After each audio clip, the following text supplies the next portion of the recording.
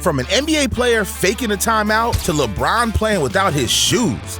He's got one shoe on, right? And here he is with the throwdown. They're just going to let the clock continue to run. These are the times NBA players use 100% of their brain. And first, Ja Morant became the first to fake a dunk in mid-air. Jaren Morant spins and hits again! Holy cow! Now, Ja's flight plan went just as planned. But Klay Thompson was on a crash course. See, during the 2017 NBA Finals, Draymond saved Klay Thompson from death. It's Tristan Thompson. Oh, and Klay Thompson goes on top of him. And a foul on Klay Thompson. Damn, Draymond was thinking fast, but this next one was even quicker because the Jazz only had 0.2 seconds to get a shot up, so Trevor Booker went old school. Booker got it. If you want to define the phrase grandma shot, that defines the phrase grandma shot.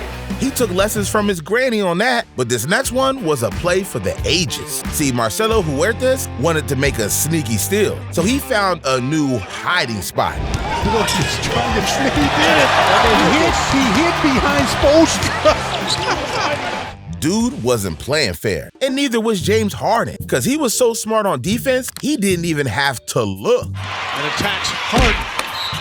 Now that was brain power, but the Jazz took it to the next level, because one alley-oop pass wasn't even enough. Away, Abdita dropped it, put it up to follow by Colin Sexton.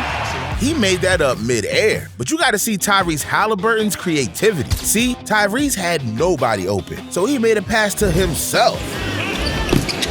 Look at that, Halliburton, creative. Knew he was in trouble. Now Tyrese went off the glass, but imagine going off someone's back, because the Thunder had less than a second to score, but Russell was all Westbrook needed. Westbrook at the buzzer, got it. How about that? Westbrook off the back of Rodney Hood recovers and scores it. Brody took it in his own hands, but Kobe Bryant wasn't so selfish, because Kobe's mentality was so genius, he made a pass off his defender's back. This was assist number 10. Watch. He throws it off the back of Ibaka, and it ricochets right to Hill. Kobe was playing pinball, but DeMar DeRozan was out there dancing. It's blocked by Lopez. DeRozan gets it back, spins, passes, White, three, good! Rock shot! Good effort by the Bulls that time. DeMar found a way to get it done, but no one did it like Nikola Jokic. See, his basketball IQ is so high, he showed LeBron exactly why they call him the Joker. Joker. Dude forced him into a turnover, but Chris Paul really turned a man over. See, CP3 had Rudy Gobert one-on-one, and one pass fake put him in the blender. Nope. Paul looking to get it to Adams. Instead, takes it himself. No, he didn't. Oh, yes, he did. But Josh Hart became a genius midair. Incredible to believe. Gets on a minute. White. Threw it off Holiday, got it back, and puts it in. What a play. He knew he was going to get called for a travel, threw it off the back of the defender, and then knocked down the three. That was unbelievable. But Caron Butler made his nonsense look real. See, at the end of the game, Butler acted like he was going to show some good sportsmanship, but he was really being a con man. Get off a shot. Butler with a takeaway, and a loose ball, brother. A clear path to the basket foul may be called. Have you ever seen anything like that? Butler was like congratulating. They were shaking hands. Yeah. Now, it's straight beef if somebody stole something from me like that, but this next one used all his brain to call game. See, it was the final seconds of Game 7 in the 2020 playoffs, so James Harden came up clutch and dodged having his heart broken. Dort for three, blocked by Harden. Dort got it back, tried to throw it off Harden, and missed him. Don't ever talk about his defense again. What a play. Who would have thought Harden's weak-ass defense would make his most genius play? But imagine high IQ on a freak, because Giannis Antetokounmpo made a play so smart, it was like he had eyes in the back of his head. Pulled away. Oh, what a play by Antetokounmpo between his legs. Yeah, Giannis showed them how to get freaky, but Luka Doncic took his crazy pass to the max. See, he was stuck in a trap with no way out, so he turned into Houdini. Trapped on the sideline, they fouled in a situation like that before. How on earth did he find Hardy? That's why they call him Luka Magic. But LeBron was the king of using all his brain. Pay attention to when LeBron lost his shoe. No, it's still on. He's got one shoe on, right? You know, you need your shoes to play basketball. As great as he is, you still need two shoes. And here he is with the throwdown. Put on the shoe. But LeBron wasn't done there, because during the game against the Lakers, LeBron outsmarted everyone. Oh, great no-look to Zizic, who puts it home.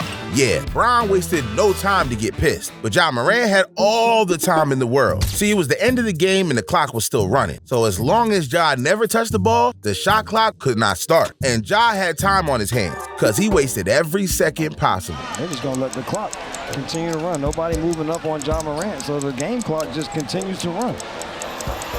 And the 8-second count doesn't start until he picks it up. And the Hornets... I don't know what the Hornets are doing. Bro took a timeout mid-game, but nobody played around with timeouts like Andre Miller. See, the Blazers head coach called his team over to the bench, so all Andre needed to do was get the pass half court and make the call himself. Blazers will call a timeout right here. Andre Miller does, and he fakes the timeout and scores. The Hornets were already to the huddle. He rocked those boys to sleep, but Andre wasn't done with the hypnosis, because later in the season, he took it to the next level. Somebody's got to take a timeout. It might as well be me. No, Miller fakes the timeout, and they're going to count that on a goaltend. Dude invented a new move, but Jose Alvarado made a career out of being sneaky, because he made his signature by becoming the most stealthy player in the league. See, Jose was an undrafted nobody until he made a name for himself, and he did it by playing hide and seek in the corner. Just watch him here. I brought up on the way to break, and Jose will take it away. Smart play. Never stop. Never quit. And next thing you know, Jose Alvarado became Grand Theft Alvarado, because he was jacking all the smartest ball handlers in the league, even the king. There's that disruptor again. But GTA wasn't done hunting down Bron, because he ran down on him again. Now, stop the basketball. Jose will. Jose was chasing down players for steals like LeBron chases down blocks. But Jason Kidd was so smart, he found a loophole. See, in 2009, Jason Kidd must have read the fine print of the NBA rulebook, because he found out that if a player runs into a coach who's on the floor, the opposing team gets a technical foul and a free shot. So when the Mavericks were desperate for points in the fourth quarter, Coach Mike Woodson was on the floor, and Jason Kidd locked in on his target. Jason Kidd making contact with Mike Woodson. Woodson was on the court, and a heated exchange between Kidd and Woodson. Dude outsmarted the coach. So you already know Jason Kidd had his own team to run when he retired. And he taught his players the same move. Because in 2013, the Brooklyn Nets didn't have any timeouts to draw up a last-second game winner. So Jason had the perfect plan to talk to his players one more time. So he grabbed the fans' drink and acted a scene. Taking a drink, and Jason Kidd and Tyshawn Taylor bumped. Dude cheated the game, but LeBron is basically a human cheat code. See, LeBron has a basketball IQ so high that knowing his own team plays wasn't enough, because he knew every single play from his opponent. It was the 2016 Eastern Conference Finals with everything on the line. And when the pressure was the highest, Toronto tried to run a play when one Raptors player's mind went blank. So LeBron filled his opponent in on everything. It was a play we was trying to run, and one of our teammates forgot the play, and Bron told him the play. Like, it was some crazy shit. It was some crazy stuff. We called it a play, and he was like, what? And Bron told him what our play was.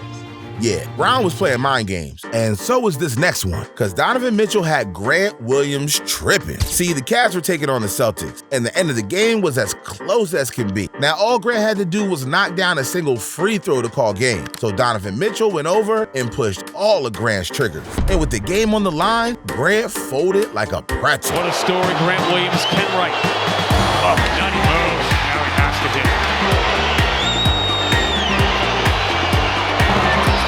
Doesn't go, and neither does the tap. Damn, all it takes is a few words to change everything. And DeAndre Jordan knows all about that. Because we got to talk about the time DeAndre was a free agent and the Clippers had the smartest plan to keep their big man. See, in the 2015 playoffs, the Clippers were up 3-1 and pulled off one of the biggest choke jobs in NBA history. And this meltdown had DeAndre wanting to get out of town real quick. And considering DJ was one of the best defensive players in the NBA at the time, him leaving LA would transform the NBA landscape. Now look, DeAndre was a Texas native, which made made the Dallas Mavericks extra interesting. So Chandler Parsons of the Mavs got to work in recruiting DJ. Non-stop parties, VIP treatment, the whole 9 yards. And guess what? DJ bought it because he told Dallas he was in. And Dallas was already celebrating, or so they thought. See, Jordan only told the Mavs he was coming to play. He never signed the contract, but DeAndre already made up his mind and let everyone know he was gone, except for the one person he feared the most, Coach Doc Rivers. I get a call from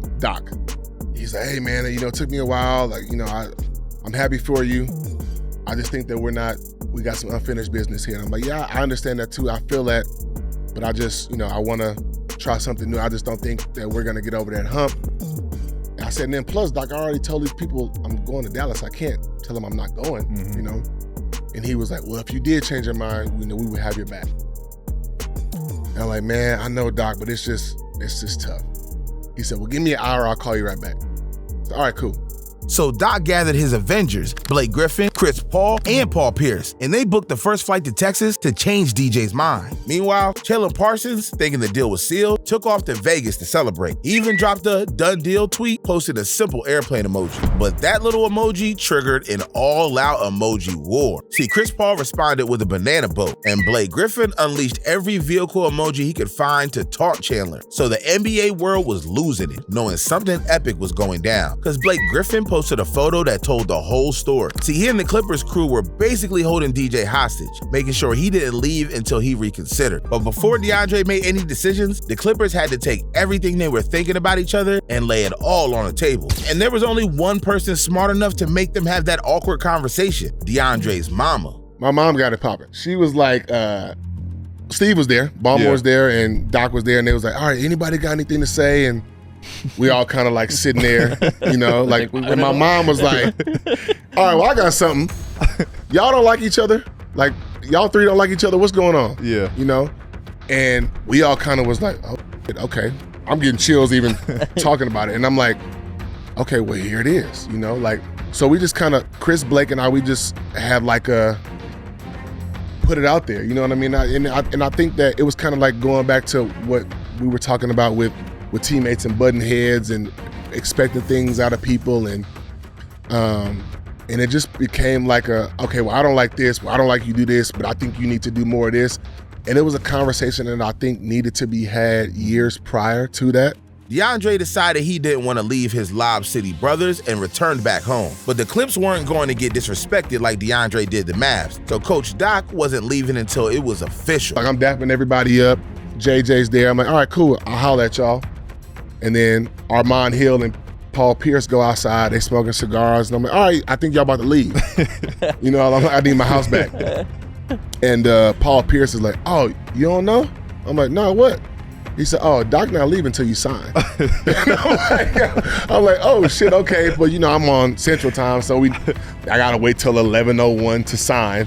So they stayed in my house till like well past after midnight, and then we kind of just celebrated there, and then I had to reap the consequences that came with Dallas and the Dallas Mavericks. Yeah, the Clips held bro captive until 11 at night. Now, that was crazy, but it was a smart move for both teams, because the next year, DeAndre became the best defensive player in the entire league and took home the Defensive Player of the Year trophy to prove it. But Gilbert Arenas learned his lesson the hard way, because just one tap on the shoulder from LeBron altered history. See, it was Game 6 of the 2006 Eastern Conference Playoffs, when the Cleveland Cavaliers were winning the series 3-2. Now, the series had been one of the most exciting first-round playoffs ever, so every point mattered. And all Gil had to do was hit 2 free throws that send the series to Game 7. But when the free throw sniper stepped to the line, this happened. And Arenas misses the free throw. Now, one missed free throw already had Arenas thrown off, but Bron knew he had to make it even worse. So he was smart enough to make Gilbert think about the free throw even more when Bron tapped his shoulder and said this. What did he say?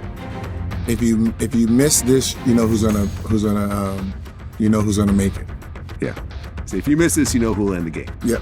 Now, those words really had Gil scratching his head. So his next free throw clanked. And bro couldn't afford to give Bron another shot because the Cavs drew up a play and called the series. They get it out of his hands. Hughes, Damon Jones puts it in.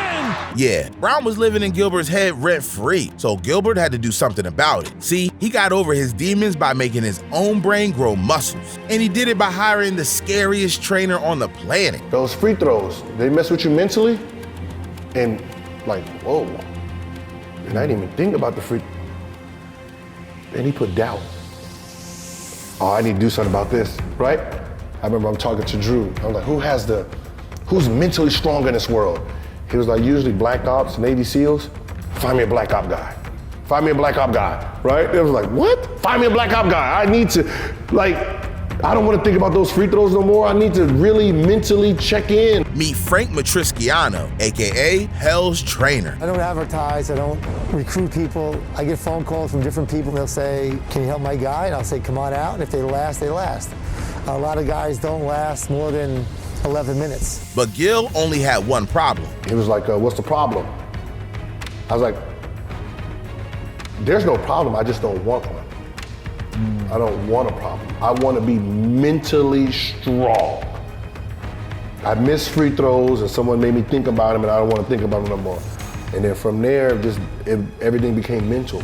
And to get this out of Gil's mind, Hell's Trainer made him do one job. I remember our first one was a warm-up, and he's like, all right, we're gonna warm up, we gotta go to the Blue House. Blue House? Yeah, it's just a Blue House, we're on the beach. Blue House, all right, cool. You know, you start running, talking, yeah, chap, chap. Right, he started looking up, chap, chap, chap. 5 minutes go by, start chap, chap, chap. Right, you know, he's like, oh, as long as you keep looking for that Blue House, this is gonna be a long run. What? He said, I suggest you just look down at the sand and just keep moving. And when I tell you the Blue House, we done, we done. He said, when I tell you Yeah. the Blue House. 4 hours. What? 4 hours. That was our warm-up. 4 hours in the sand running to the Blue House. Damn, 4 hours for a warm-up was literally insane. But Gil still needed to pick up a basketball if he wanted to beat LeBron the next season. So the Navy SEAL had Gil shoot jump shots until his arms fell off. He was like, all right, how many you usually do? I said, 100 a spot. He's like, all right, cool. He said, we're gonna do 1,000 a spot. I wait, what? 1,000 a spot. All right. Shot. All right. 15 minutes seemed like it went by. 15, 20 minutes went by. And he was like, 10. 10. Like, oh no, I missed like 8 row after he said 10. Missed 8 in a row. He was like, I'm gonna tell you one thing. We're not stopping until you get to the 1,000. So you better focus. Now this dude's craziness made Gilbert one of the most mentally sharp players in the game. I mean, dude was so locked in, when the next season came, Gilbert had his career high against the toughest opponent possible, Kobe Bryant. Obviously, and if you just look up, you'll be able to find it. 2-0 run for the Lakers, and the Lakers have the lead. Jamison, former first-round pick, that played for the Warriors. He's 4 of 7 from the field with a couple of three-pointers, and once again, so it stays a 7-point lead. Yeah, dude got so smart, he gave Kobe Bryant 60 buckets. But Steph Curry had no problem taking all the shots, because he took away a stadium of haters from his teammates. See, it was the 2022 NBA playoffs, with the Warriors playing the Boston Celtics. Now, Boston took an early 2-1 lead, and it was all because Draymond Green was playing like trash. But imagine one of the toughest dogs in the league playing with his tail tucked in between his legs. Because Draymond was so nervous, bro's knees were shaking. So the Boston fans made Draymond the target. And it was looking like Draymond was about to ruin Steph's legacy, so the chef cooked up a plan to get the haters off Draymond's head. Shout out to the GOAT Steph Curry, because in Game 4 I still wasn't myself, but I rallied enough to be better. And then he carried me. See, in Game 4, Steph went off and had something to say about it. Curry, another long-distance shot. It's good. Steph Curry, back-to-back long-distance threes and a 5-point lead for the Warriors. Celtics call timeout. See, Steph took all the weight off Draymond's shoulder and put the team on his back. And that was all Green needed to get himself going, because the Warriors won 3 straight and walked away as champions. Yeah, Steph had to outsmart the Celtics' 6th man and made history. But that wasn't the only time players flipped the script and changed the game forever. Because imagine one missed contract creating the biggest super team in NBA history. Or the time one team built a new stadium designed to have opponents miss free throws. Yeah, you gotta see this shit. These are moments that changed the NBA forever.